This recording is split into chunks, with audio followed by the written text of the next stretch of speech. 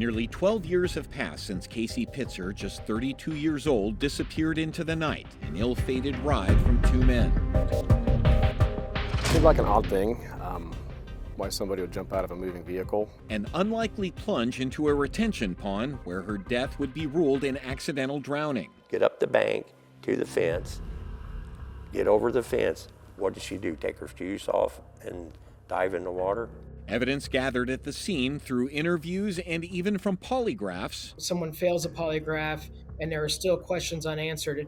I would expect a law enforcement officer or an investigator to do further investigating. Would lead many people to believe this was no accident, but much of the evidence in the case is now gone. Why her rape kit was destroyed, why they got rid of her clothes. There is an online petition with nearly 4,000 people asking law enforcement to reopen the case. This would have to be a cover-up of epic proportions. Correct, yeah. A small town torn apart by a mystery. I think everybody would like to know if there is more to it than what it is. Wilmington, Ohio is a town of just about 13,000 people, where just about everyone knows or knows of everyone else. That's why what happened here back in 2013 to a young mother has been subject of speculation and accusations ever since. Tell me about your sister. She was happy. Jen Warnock and Kelly Pitzer Taylor were two of Casey's sisters growing up in Wilmington in a home that they say was not always stable, but Casey stepped up. She was the oldest. Yeah, she was the oldest. She was the mama bear of us all. Did she treat you like that? Absolutely. How's that? She was always looking out for us. Casey grew up and had two boys of her own. By all accounts, a devoted mom who doted over her children. Very loving, very good kid.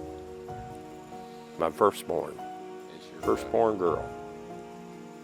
We visited Casey's grave with her father, Greg Pitzer. It's just hard to come here.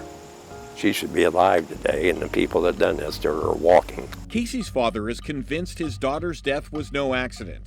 He has amassed hundreds of pages of evidence that he says proves in the early morning hours of St. Patrick's Day 2013, someone killed his daughter. They called me and said that she was missing Sunday morning. My daughters did. She said, "Dad, Casey's missing. We don't know where she's at. They think she's in this pond out here." That retention pond was less than 2 miles from where Casey was last seen alive. Its cold, dark waters would be the focus of investigators for the next 7 painstaking days that would end in the beginning of a mystery, a controversy, a tragedy that would haunt this small Clinton County town for the next 12 years. What do you say to her when you come here and you I talk? just tell her to stay with me, help me, and we will get this. I will get her vindication for her.